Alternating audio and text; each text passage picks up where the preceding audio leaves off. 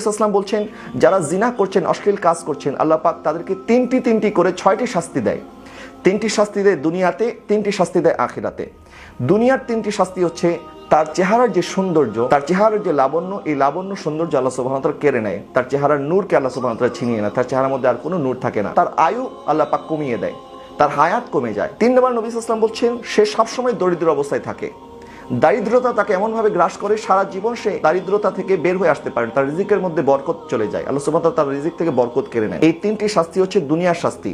এবং আখিরাতের শাস্তি হচ্ছে আখিরাতে কিয়ামতের ময়দানে আল্লাহ সুবহানাহু ওয়া তাআলা তার উপরে নারাজ হবেন এবং তার হিসাব অত্যন্ত কঠিনভাবে নেওয়া হবে, অর্থাৎ চুলচেরা বিশ্লেষণ করা হবে তার আমলনামা, কোনো ছাড় দেওয়া হবে না। এবং 3 নম্বর আল্লাহ সুবহানাহু ওয়া তাআলা তাকে জাহান্নামী করে দিবেন।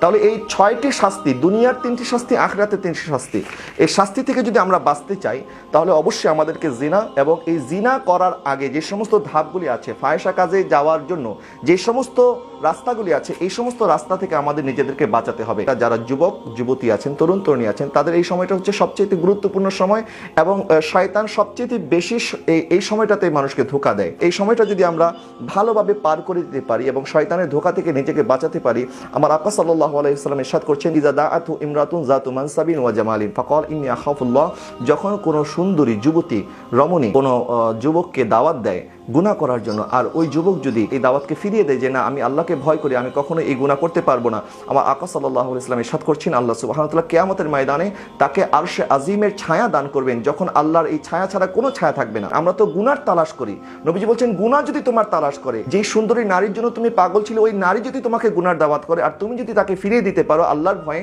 আমার আল্লাহ সুবহানাহু ওয়া তাআলা তোমাকে আরশে আজিমের ছায়া দান করবে। ইমাম ইয়াফি রাহমাতুল্লাহি আলাইহি ওনার রাওদাতুল ইয়াহিন কিতাবের মধ্যে লেখেন, এক যুবকের প্রতি এক নারী যখন আসক্ত হয়েছে, ওই নারী তার দোকানে গেল এবং দোকান থেকে অনেক মাল সামান খরিদ করলো এবং ওই পুরুষকে বলল যে আমার এই মালগুলি আমার ঘরে পৌঁছিয়ে দাও। তখন সে ওই মালগুলি নিয়ে ওই নারীর ঘরে যখন গেল, নারী তখন ঘরের দরজা জানলা সব বন্ধ করে দিল। বন্ধ করে দেওয়ার পরে তখন ওই নারী তাকে গুনার জন্য দাওয়াত দিল এবং শরীরের সমস্ত পোশাক আশাক খুলে ফেললো এবং তাকে এই অশ্লীল কাজের জন্য যখন বারবার উদ্বুদ্ধ করছে, তখন ওই যুবক আল্লাহওয়ালা ছিল, আল্লাহকে ভয় করছে এবং আল্লাহ সুবহানাহু ওয়া তাআলাকে ডাকছে, ইয়া রব্বে বারি তাআলা, আমি এখন এখান থেকে কি করে নাজাত পাবো? এই নারী তো আমাকে কোনোভাবেই ছাড়বে না, আমি এখন কি করব? তখন তার মাথায় একটি বুদ্ধি আসলো এবং ওই নারীকে বললো, আচ্ছা ঠিক আছে, আমাকে একটু ওয়াশরুমে যাওয়ার সুযোগ করে দাও। বলো আচ্ছা ঠিক আছে, তুমি ওয়াশরুমে যাও। যখন সে ওয়াশরুমে গেল, ওয়াশরুমে যাওয়ার পরে বাথরুমের যে ময়লা আবর্জনা আছে, সেই ময়লা আবর্জনা সে তার পোশাকের মধ্যে মাখলো। যখন পোশাকের মধ্যে মেখে সে বের হয়ে আসলো, তখন ওই নারী যখন দেখলো এই অবস্থা যে সে তার বাথরুমের ময়লা নিজের গায়ের মধ্যে মেখেছে, তখন তাকে বলছে, আরে তুমি তো একটা পাগল, তুমি বাথরুমের ময়লা নিজের গায়ের মধ্যে কেন মেখেছো?